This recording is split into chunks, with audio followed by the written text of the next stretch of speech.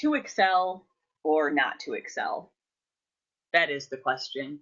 Well, it's not much of a question in statistics because, of course, Excel makes things much quicker, and I know most of you will prefer to do your calculations in Excel. So in this short video, we're going to discuss how to do Excel, use Excel to do correlation and regression problems, and we'll do 2 example problems that include both correlation and regression, and also will give us a little bit of experience reading some new research scenarios.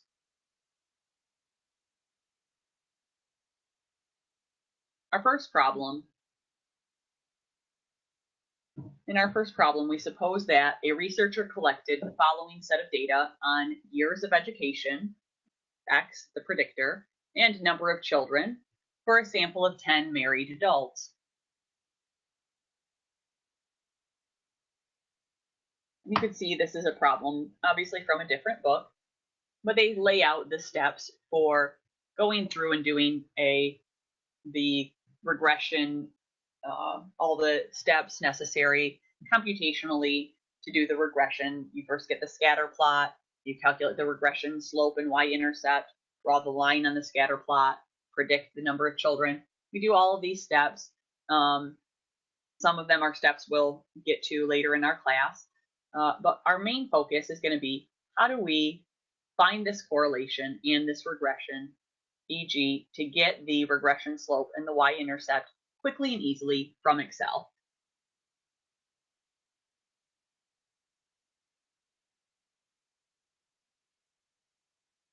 Now here we are in Excel, and you can see that I have already entered these data. We have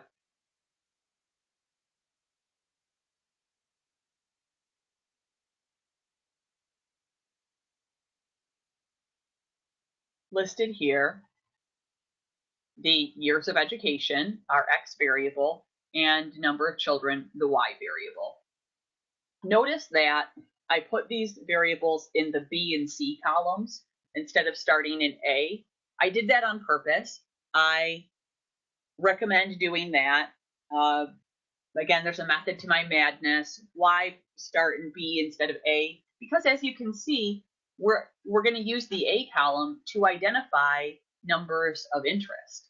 So you can see I've labeled the mean here. I labeled the predicted Y, these other values we wanted to get. And without the A column, there's just not space to do it. So it helps to keep things organized. Keeping things organized in Excel, it is essential to success with using Excel. So you can see the summary output is already here. But wait, you might be thinking, I thought you promised that you were going to show us how to do it. I am, don't worry. That's what we're going to get. But first, let's figure out how to get it. And then I'll talk you through identifying each of the essential statistics that you need. So the first step is to enter your data as I have. So you've got your X variable in one column and your Y variable in another column. So you enter the data in columns, not rows. Now, then go up to the navigation tabs here and go over to data. Under the data tab in the far right is the data analysis option. Now, data analysis might not show up in your Excel if you haven't done it before. This is an add-in that has to be activated.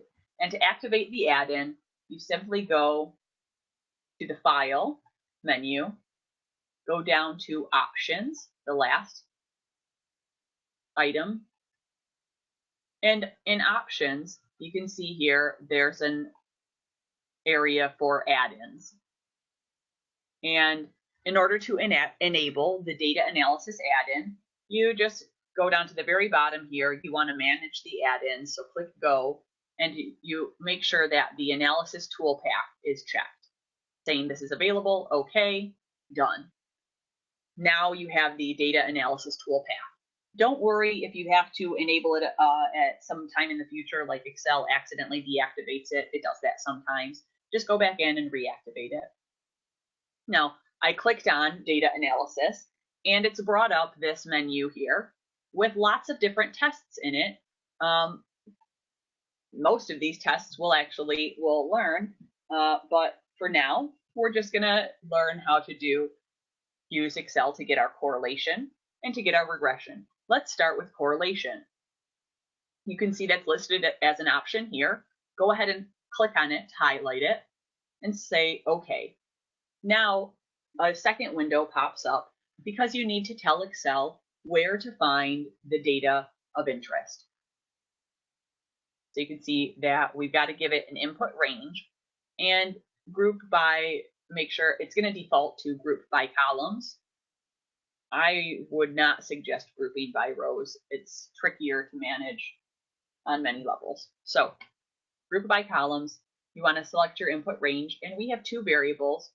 So I'm going to select both variables, and I'm including this header cell that has the name of the variable in it. You should always include a header cell that has a variable label. It can get very tricky to keep track of what variable is what in Excel if you don't keep all your cells appropriately labeled. I really can't stress this enough. So notice I did that, and Excel already knows that that's a good idea, that most people put labels in the first row.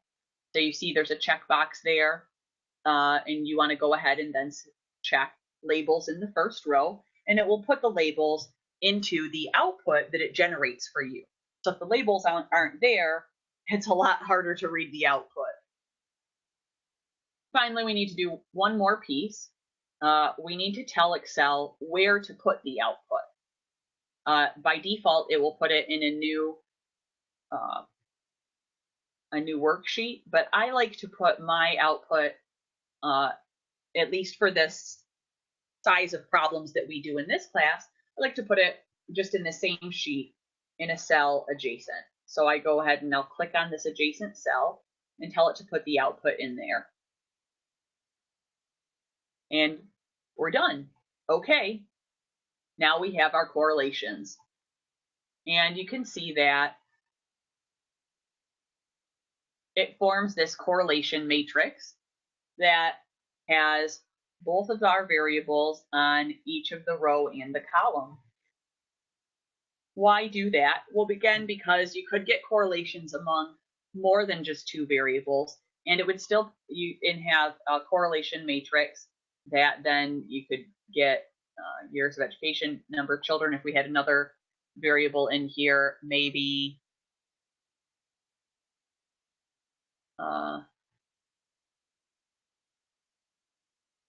I can't think of another variable that might be associated with years of education and number of children.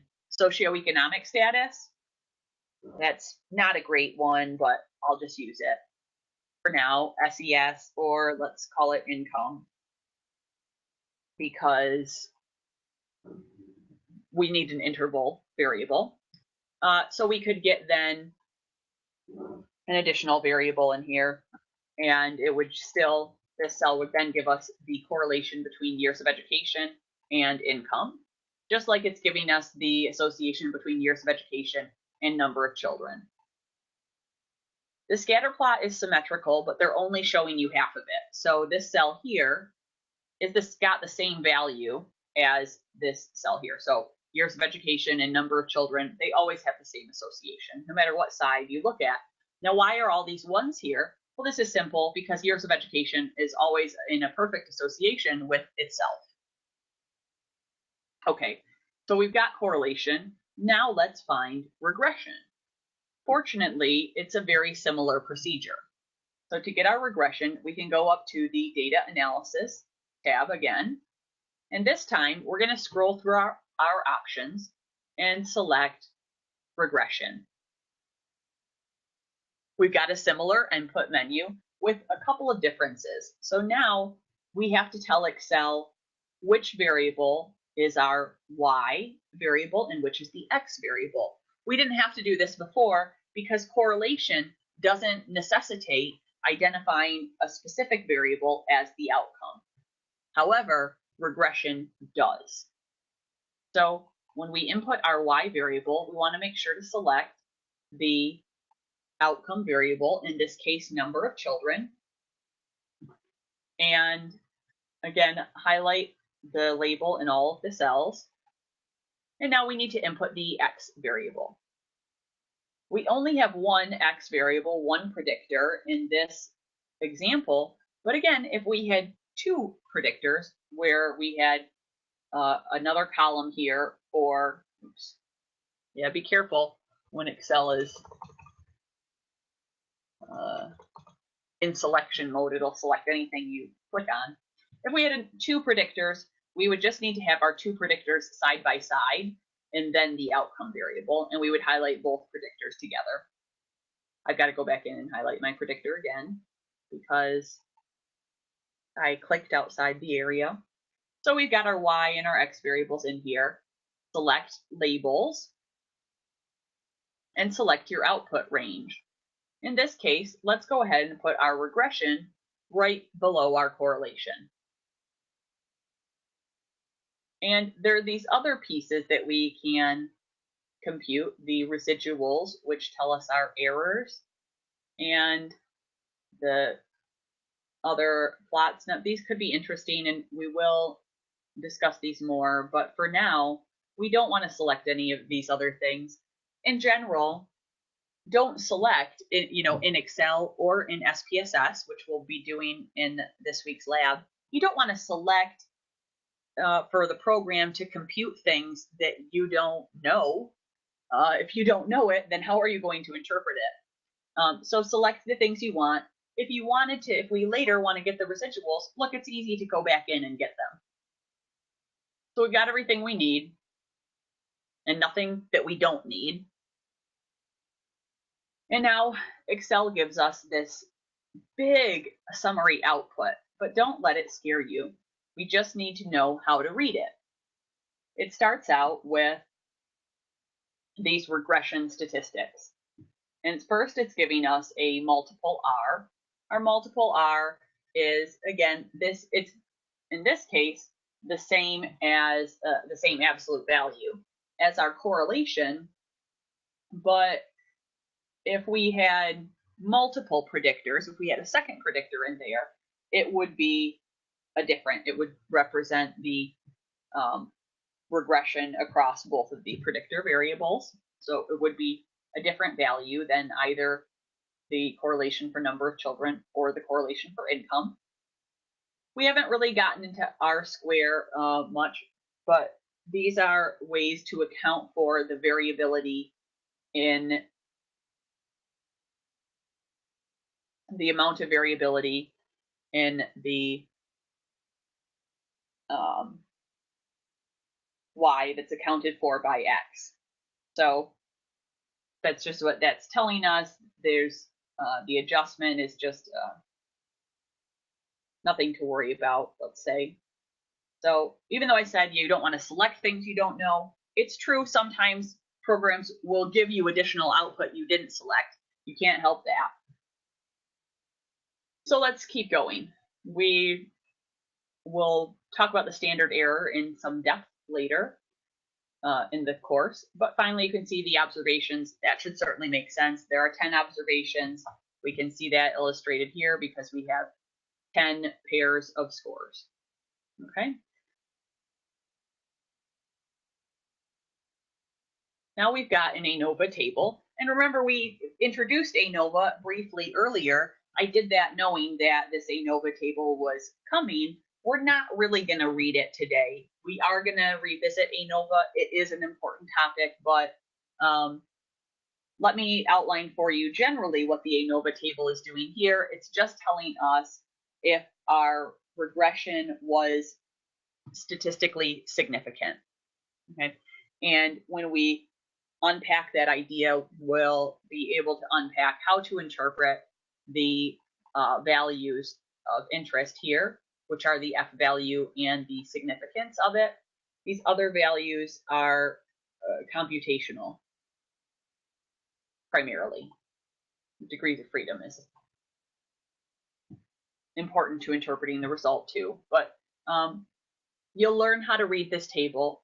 But for now, you can scroll past it and get down to your intercept, to this coefficients column, where we have two values of interest, our intercept, which is the value of y when x is 0. So in this case, the predicted value of y for 0 years of education would be 7.5 children. That's a lot, 7.6. Maybe not. I guess it depends on your perspective. Certainly, family size, or as measured by number of children, has decreased over time. But that's not part of this problem. And we have the years of education. And this is giving us the regression coefficient for years of education, our predictor. So in our regression model, this is the value that gets paired with x, as in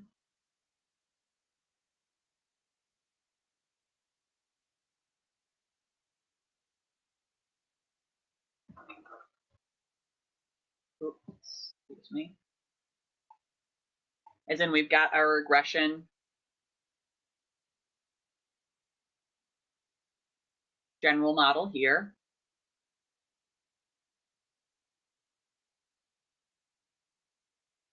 And we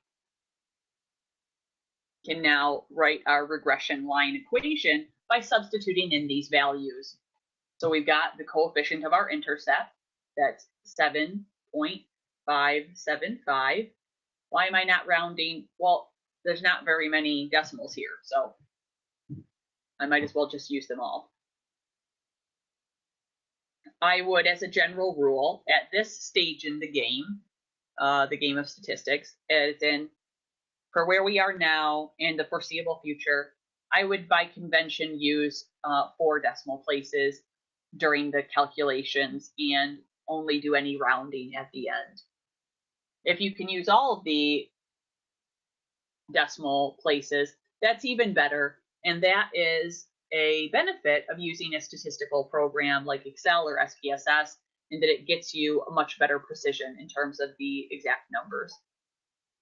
So our regression equation has an intercept of a plus our x variable. We're still going to put x in here because we would be substituting in values of x, years of education, and its coefficient is a negative 0.4135. And we would use this equation to plot our regression line. Again, if we had a third variable in here, we would just have one more term here with another x and the coefficient for that x. Okay.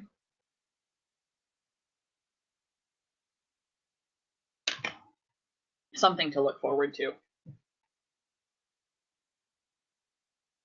And so those are all of the values of interest at our current stage for doing the regression and correlation in Excel.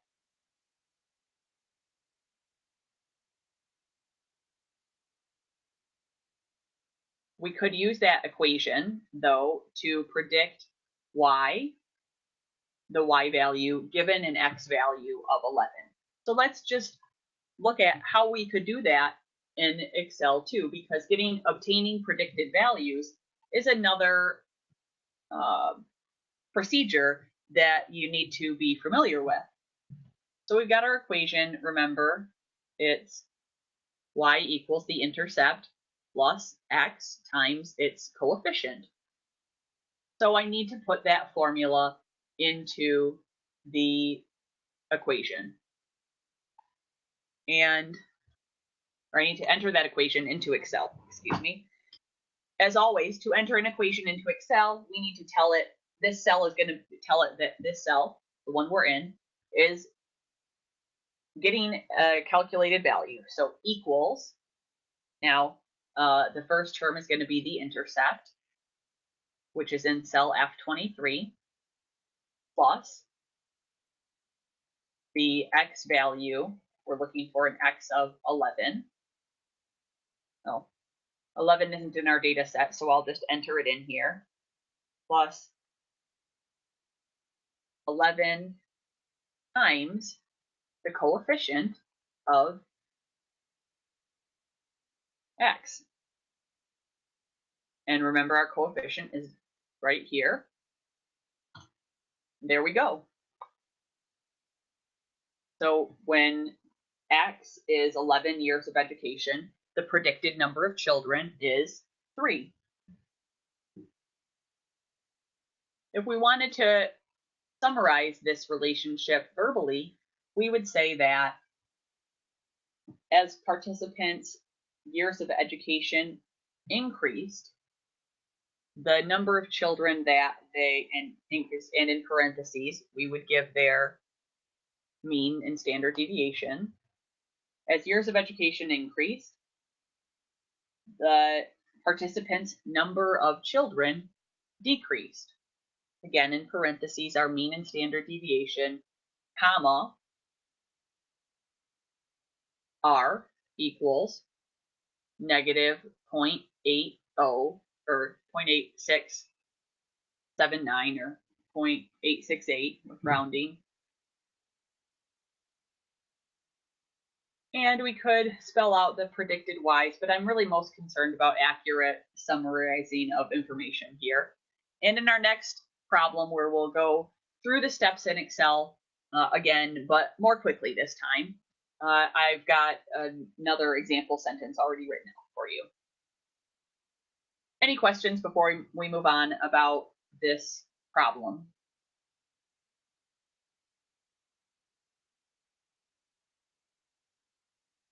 Our next problem is a favorite of mine.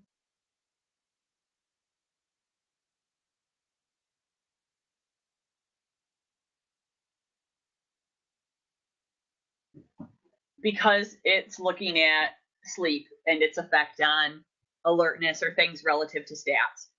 So let's read through this problem, and it's a little easier to do the interpretation, or not easier, but this is a better problem to read and sort of assess why this is a correlation problem, because there's just more information here. So in our scenario, we're told a psychiatrist wondered how much a night's sleep could affect a person's alertness and reaction time.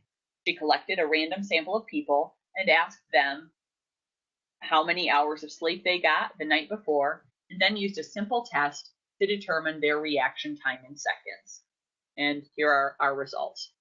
How do we know that this is a regression problem? Well, we know the big giveaway here is that she collects a predictor variable and then uses the predictor to determine, to predict an outcome variable. And it's spelled out specifically in the problem. If this was just a correlation question, it might say the psychiatrist wondered if there was an association between how much sleep a person got at night and their level of alertness. It's a subtle difference, but generally speaking, regression problems will really highlight the fact that you're looking for predicting an outcome. And I try to make these key features clear on exam questions in case you're worrying, but we'll revisit reading these in future exercises. You can see that there's similar procedures requested. I've got these data already entered into Excel for us. And you can see them laid out here. I once again, I didn't take my own advice and I put the variable in used A and B. Again, it doesn't actually matter which columns you use. You're laying this out any way you want. I decided to do that because we were predicting Y, and then my label puts Y the predicted y in the y column. And we got this summary output, but let's go ahead and practice recreating our summary output.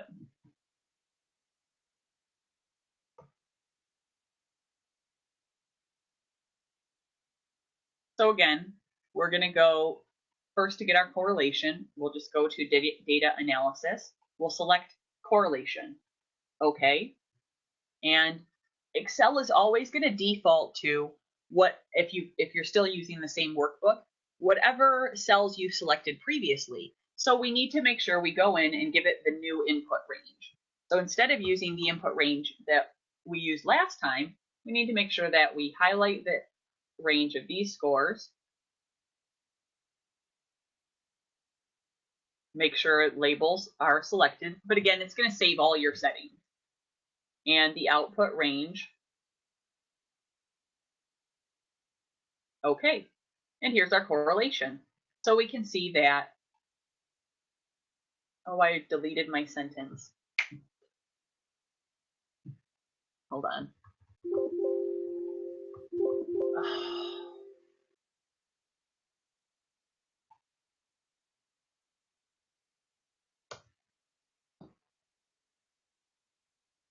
I accidentally deleted the sentence I'd already written.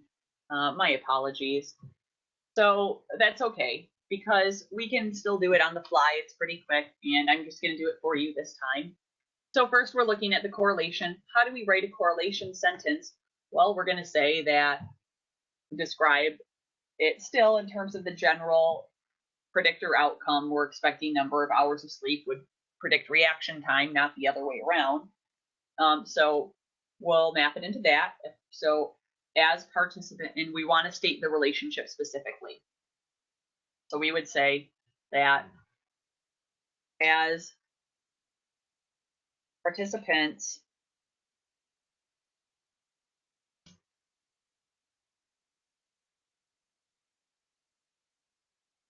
number of hours of sleep increased, mean equals whatever it equals. I don't have it here right now.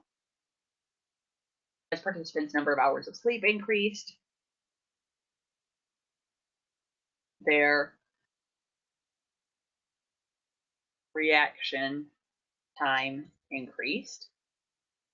And we would give the mean for reaction time here, comma, R, and technically we would put the degrees of freedom in here. You haven't learned about degrees of freedom yet, but this is just for completeness sake, a placeholder. And then the exact R value that we computed, negative 0.88. And we don't know about P levels yet, so you'd put a period there. But a sentence, a good formal sentence would also have a P equals, again, whatever the probability value is.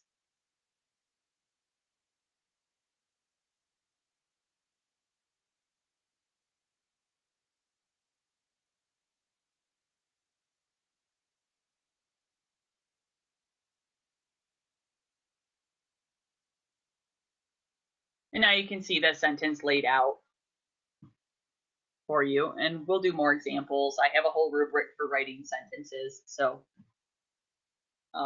don't worry, but I do want to get you thinking about this as you're doing correlations. As you do any problems like this, any problem that I highlight, this is how you write a sentence for it. You should always practice writing the sentences. It's a tricky skill to get. It really takes practice. I strongly encourage it. Even if your text doesn't, your exercises aren't requiring it, you really should always think about how would I write up this result sentence. And you can always ask me to review any practice result sentence you write, and I'll be very, very happy to do it. Now, we're almost done. We're just going to get our data analysis for our regression. So I'm back in our data analysis tools. I've selected regression. And again, I need to give it the correct input range. First, it's for, remember, the y variable, reaction time. And then the x variable, number of hours of sleep. We want the labels, and we're going to select a new output. I'm going to put it right here. And we've got what now is a very familiar looking output. Here we've got our regression statistics. And you might notice that, again, the absolute value of the multiple R is the same as the correlation, but it doesn't show you the direction of the relationship. So that's why it's necessary to do the correlation, even if you're going to do regression as well. We've, of course, got our ANOVA table we're not going to discuss. And finally, we've got our intercept for the y-axis here under coefficients. We've got the slope of our x variable here for a number of hours of sleep. And again, we could write this out into our regression model, our regression line.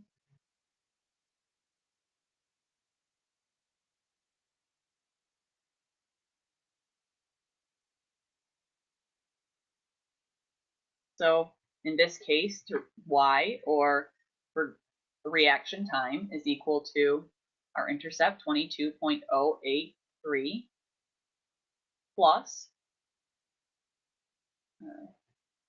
our slope for x, negative 1.5 times x. Okay, and this is our regression equation for this problem. And we could use these data to predict the y, the value of y, for 8.5 hours of sleep. To do that, I need to replace the formulas in here. But again, we just type in equals our intercept plus, in parentheses, predicted the x value of interest, so 8.5 times the slope of x. Now we've got our predicted reaction time for 8.5 hours of sleep. Oh, and I wrote this wrong earlier. It's as number of hours of sleep increased, reaction time decreased. I did not get enough sleep last night. I woke up at about 5 o'clock this morning and couldn't fall back asleep. So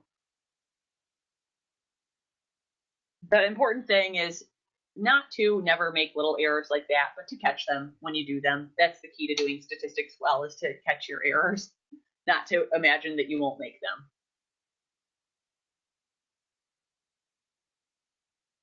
And just to sum that small point up, you're more likely to make errors like that one I just did, where you switch two things that there's two options.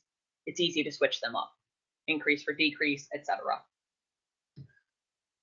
And so there we have it, calculating regression and correlation for any problem. You can use the same procedure, and as you know, Excel is a great assistance in this process, and using Excel can really help you excel on your pathway to statistical expert.